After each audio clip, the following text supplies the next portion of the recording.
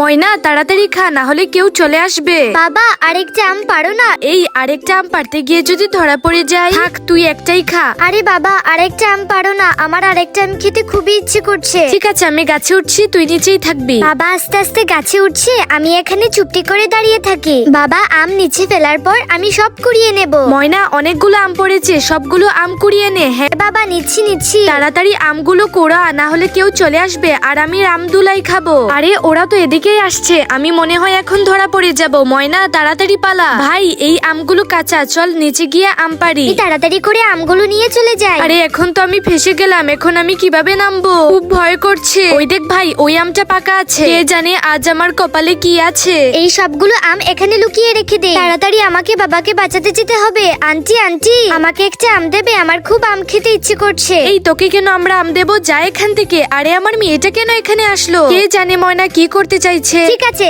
লাগবে না তোমাদের ও আম। বাবা, আম চেয়েছি দেইনি বলে আবার আমাদের রাগ দেখাচ্ছে। আরে তোকে আমি পুরো মহল্লা খুঁজে বেড়াচ্ছি, তুই এখানে কি করছিস? চল আমার সাথে। যাক বাবা, আজ অনেক বড় বাঁচান বেঁচে গেছি। বাবা বলো বলো আমার বুদ্ধিটা কেমন ছিল? খুবই ভালো ছিল। আম কোথায়? এই নাও বাবা আম। কি বুদ্ধিটাই না বের করলি।